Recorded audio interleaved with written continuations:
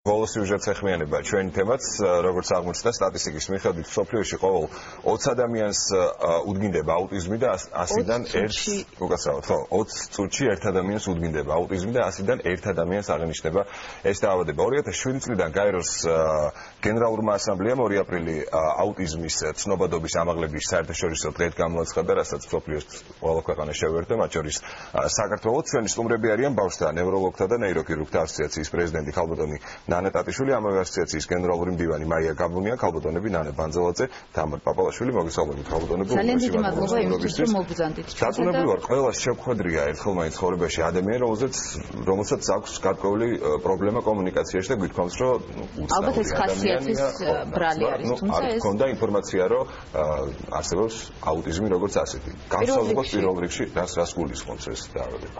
რასაც თქვენ ბრძანებთ, დიდი მადლობა პირველ რიგში მოწვევისთვის, დღევანდელი დღის აღნიშვნაში მონაწილეობისთვის.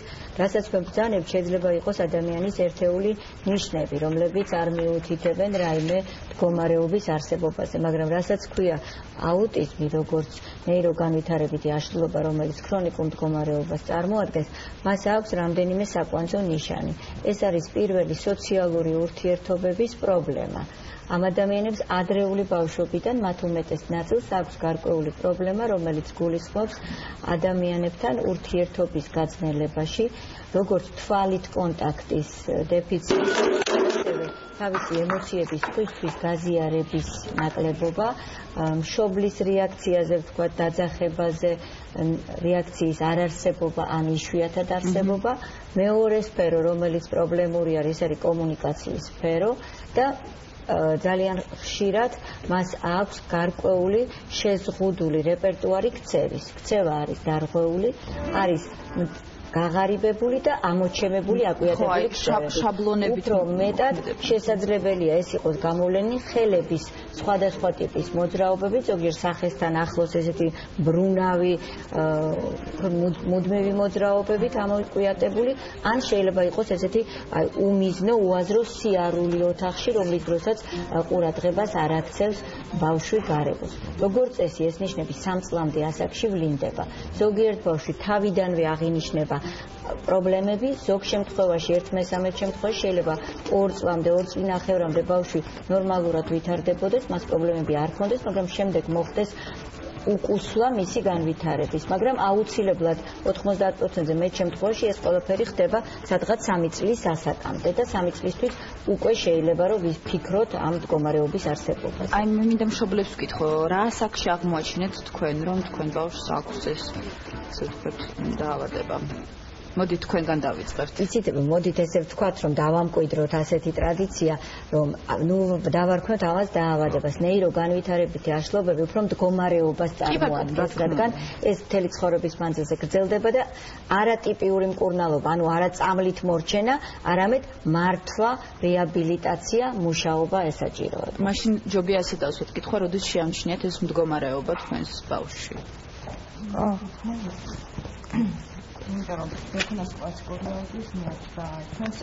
აი, იქნებ მიკროფონი უბრალოდ თქვენი საკათი.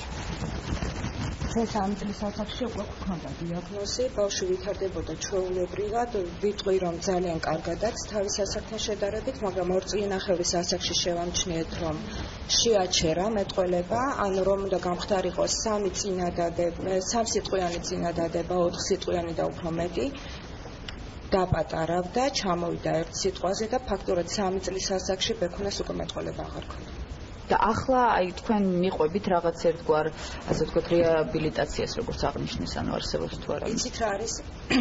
აი ესეთ შემთხვევებში აუცილებელია ადრეული დიაგნოსტირება, როგორც ქალბატონმა ნანამ ბრძანა, იმიტომ რომ დროზე უნდა დაიწყოს თერაპიული ჩარევა, რომელიც შემდეგ უკვე მშობელს აძლევს ძალიან კარგ შედეგს და ბავშვი უკვე კარგად სწავლობს სკოლაში, ბევრად უფრო სოციალურია და ბევრი პრობლემა ეხსნება. ეს ყველაფერი თავის დროზე ბექონას ჰქონდა, რა თქმა უნდა. ახლა ჩვენ დავდივართ სკოლაში, არის ბექონა მე-4 კლასში, ფაქტიურად ჩვენ არ აქვს არანაირი პრობლემა, იმიტომ რომ სწავლობ ძალიან კარგად, სოციალური ნამდვილად არის, მაგრამ აუტიზმი რჩება, იმიტომ რომ არ გვაქვს მეტყველება, ის მეტყველებს შეესწებით და წერს. კომუნიკაცია ეს არის. სანამ ეთერში შევიდოდით, თქვენ ამბობთ, რომ თქვენ სულს უფრო გვიანდელ ასაკში გამოვიდა ეს სიმპტომი. თუ შეიძლება რა იცით ჩემს ანუ კლასიკური აუტიზმი როგორც სანდროს აქვს ასპერგერის სინდრომი. სანდრო არის მაღალფუნქციონალური აუტისტი. პრინციპში ნიშნები იყო რა თქმა უნდა, იმიტომ რომ 2.5 წლის იყო, როდესაც ორ ენაზე ლაპარაკობდა, ძალიან ბევრი ლექსი იცოდა, არაჩვეულებრივად მეტყველებდა და მე ნელ-ნელა გაჩვენდა. ანუ ლაპარაკობდა მხოლოდ იმ, რაც ჭირდებოდა, ვთქვათ. რა თქმა უნდა, ეს იყო უცნაური ბავშვია, აი ესეთი ხასიათი აქვს, იმიტომ რომ ამ დროს ნორმალურად აღიქვავდა ყველაფერს, იყო მეტნაკლებად სოციალიზირებული, იმიტომ რომ ვისთანაც უნდა იმასთან ურთიერთობდა და თუ არ ურთიერთობდა, ეხა ბავშვი ამ ხასიათის არის და ასე შემდეგ და ასე შემდეგ. და მით უმეტეს იმ დროს საქართველოში უბრალოდ არ არსებობდა ტესტები და ძალიან რთული იყო დიაგნოზის დასმა. სანდროს დიაგნოზი დაუსვეს, როდესაც უკვე თითქმის 15 წლის იყო, ახლა სანდრო არის 18 წლის. ჩვენ ძალიან ბევრი დრო დავკარგეთ. იმიტომ რომ ეს ადრეული დიაგნოსტირება, ჩარევა და მერე მართვა ამის აძლევს არაჩვეულებრივ შედეგს. დღეს საბედნიეროდ საქართველოში ეს არსებობს. დღეს არსებობს მენტალური ჯანმრთელობის ცენტრი, დღეს არსებობს ნეიროლოგიის და ნეირორეაბილიტაციის ცენტრი, სადაც შეუძლიათ რომ ბავშვს დაუსვან ეს დიაგნოზი, აბსოლუტურად აი ეს ოქროს სტანდარტი რაც არის, ტესტები რაც მთელ მსოფლიოში არის მიღებული და მე ჩვენ ისე მოხდა რომ ჩვენ წავედით ისრაელში და ჩვენი მეგობრის მეგობარი აღმოჩნდა სპეციალისტი აუტიზმი და როდესაც მაინც იქ ჩავატარეთ, ჩვენ გითხრეს რომ აზრი არ აქვს ჩვენთან ჩამოსვლასო, იმიტომ რომ თქვენ არაჩვეულებრივი სპეციალისტები გყავთ.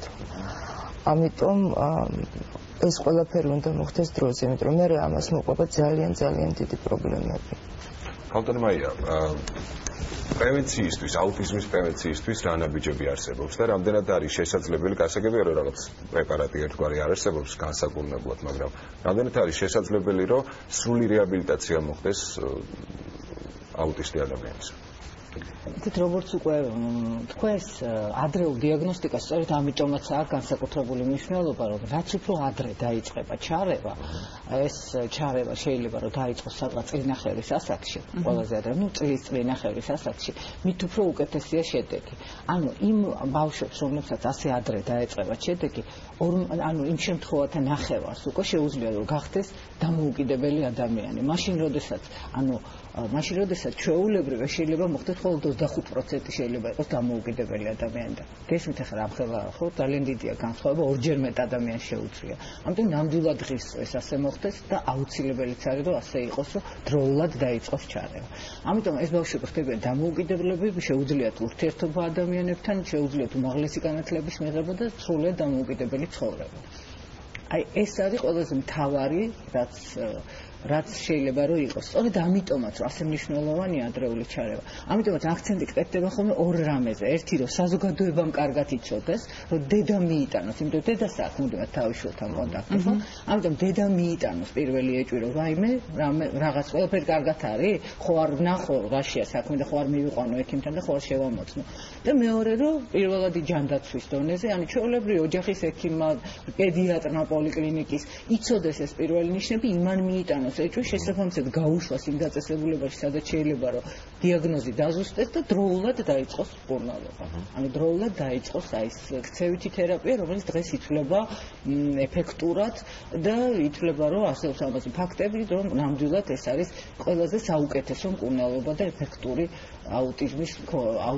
აუტისტური აშლილობების მქონე ბავშვებისათვის. აი ამ სამკერდე ნიშნებზე მინდა კითხოთ. ეს არის ერთგვარი სიმბოლო, ხო?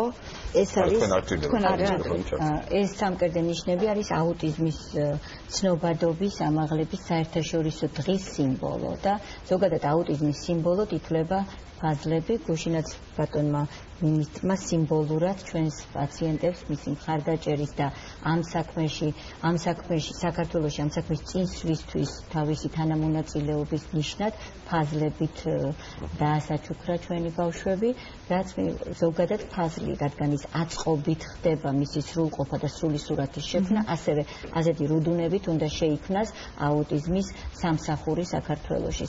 ჩვენ ვართ პირველ საწყის ეტაპში ეტაპზე ამ სამსახურის შექმნის, რადგან საქართველოში ჯერჯერობით სრულყოფილი სამსახური არ არსებობს, თუმცა ჩვენი პარტნიორების დახმარებით და ესენი არიან აღმოსავლეთ-დასავლეთის ინსტიტუტი ამერიკის და ასევე ფონდი ღია საზოგადოება, ჩვენ მოგვეცა საშუალება ერთი მხრივ, რაზეც აქ იყო საუბარი, რომ 4 რეგიონში დღეს თბილისის გარდა 4 რეგიონში აღინიშნება ეს დღე.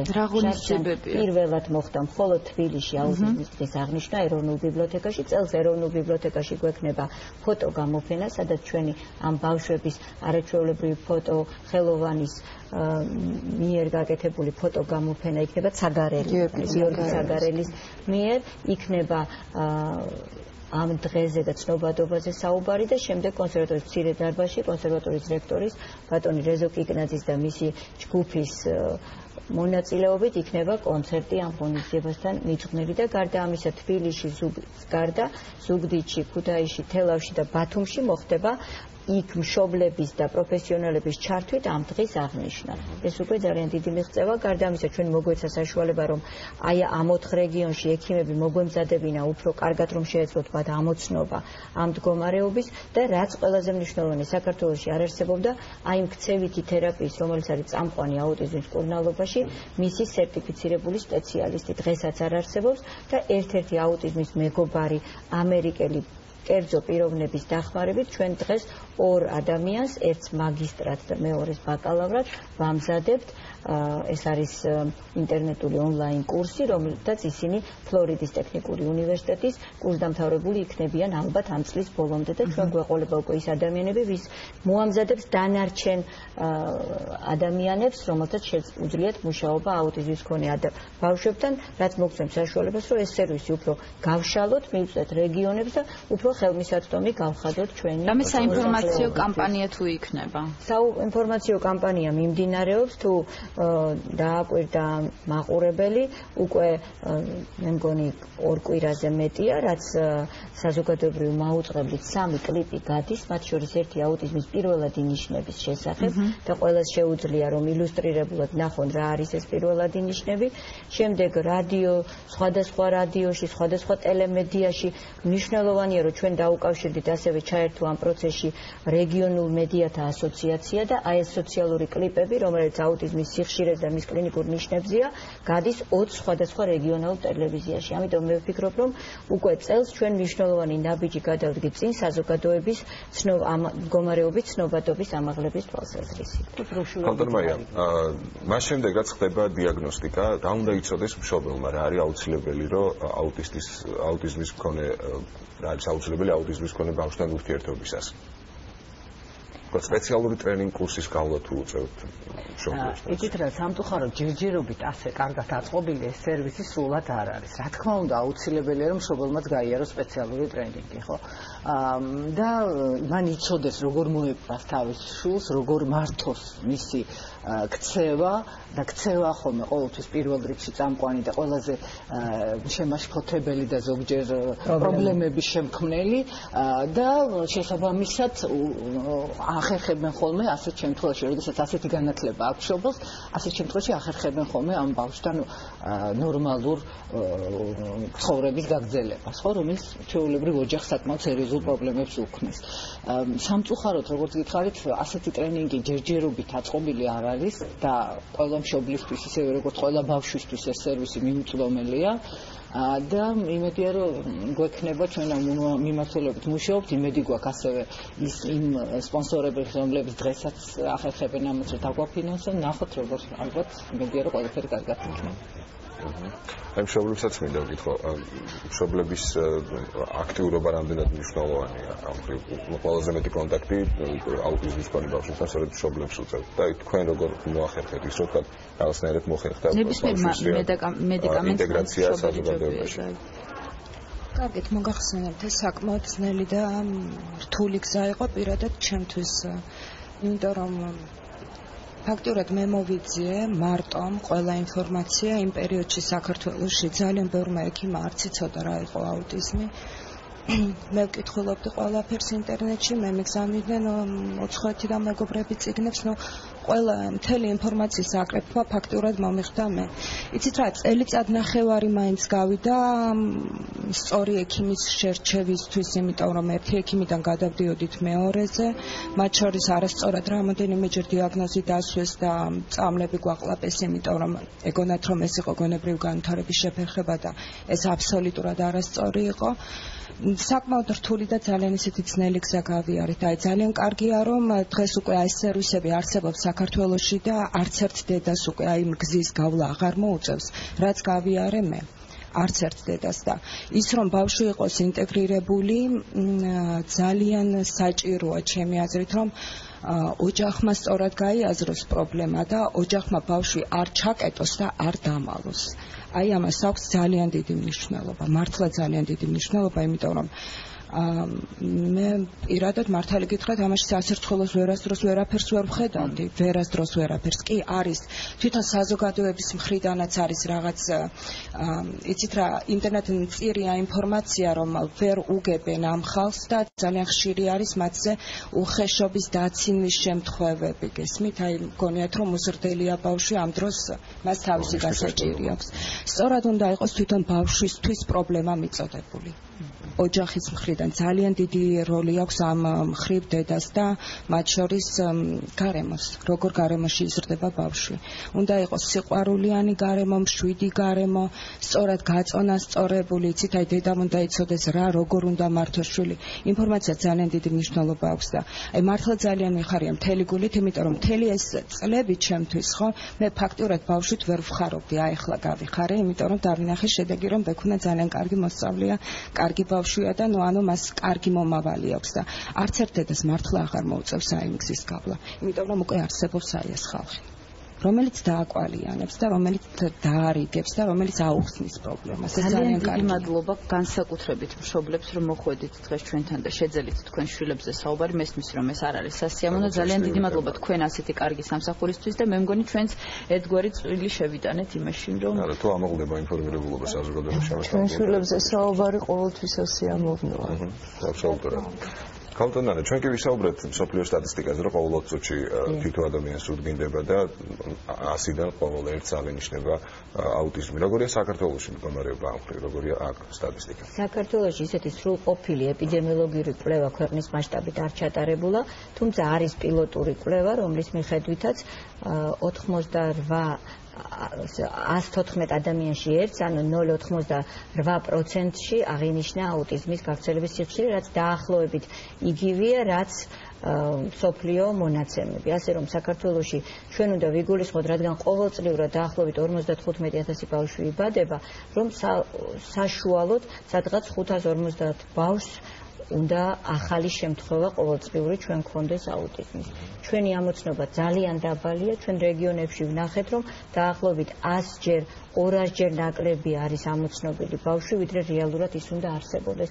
ეს რა თქმა უნდა არის იმის ბრალი, რომ ეს სერვისი ჯერ არ აგვაქვს სრულყოფილად აწყობილი, რადგან სისტემა უნდა ისე მუშაობდეს, რომ სისტემას არც ერთი ბავშვი მინიმალურად მცირე რაოდენობა უნდა გამოეყაროს. ყველა ბავშვი უნდა ჩაერთოს ერთ სისტემაში და ყველა ბავშვს უნდა ქონდეს ხელმისაწვდომობა უწყვეტი სამედიცინო დახმარების მიღების. ჯერჯერობით ჩვენ არც ადამიანური რესურსებით, არც საშუალებებით არ ვართ ამისთვის მზად, თუმცა როგორც ქალბატონებმა ბრძანეს და ამ ქალბატონების დახმარებით შეიქმნა აუტიზმის საზოგადოება, რომელშიც მშობლები არიან გაერთიანებული, რომლებიც ძალიან აქტიურად მუშაობენ და ძალიან ხელს უწყობენ ამ პრობლემის განვითარების ლობირებას ახდენენ, როგორც საერთო სახალხო, ასევე მთავრობის დონეზე და ეს ძალიან მნიშვნელოვანია, რადგან ამ პრობლემის გადაჭრა მხოლოდ სამედიცინო პერსონალს არაფრით არ შეუძლია. თუ საზოგადოება და პირველ რიგში stakeholderები, ესენი არიან მშობლები, რომლებიც პირადად არიან დაინტერესებული, არ ჩაერთო ამ საქმეში, ჩვენ ამ სერვისს ვერ ავაწყობთ, მაგრამ მიზანი საბოლოო და ჩვენ ამ გზაზე ძალიან პატარა ნაბიჯებით, მაგრამ ნამდვილად მივდივართ წინ, რომ ყველა ბავშვს კონდეს დროულად დადგენილი მისი მდგომარეობა და შემდეგ მიწოდებული ის მომსახურეობა, რაც მას ესაჭიროება იმისთვის, რომ სრულად განავითაროს ყველა თავისი არსებული შესაძლებლობა. ძალიან დიდი მადლობა. მოკლედ კიდევ ერთი შეკითხვა, ქალბატონ თამარ, ვინც ახლა ეჩეხება ამ ერთგვარ პრობლემას, მშობლებს არჩევას მისცემთ თქვენი გამოცდილებიდან თქვენ? ჯერ წმენა არ დაკარგონ, იმიტომ რომ ყველაფერი კარგად იქნება ნამდვილად. და ჩვენ ერთად ვართ. და როდესაც ერთად ხართ აბსოლუტურად ყველაფრის გადალახვა არის შესაძლებელი. იმიტომ რომ ეს არაჩვეულებრივი ბავშვები არიან, ეს სხვანაირი ბავშვები არიან, ესენი არ გვანან სხვა ბავშვებს და უბრალოდ მე მინდა რომ საზოგადოება მიიღოს ეს ბავშვები ისეთები, როგორც ეგენი არიან.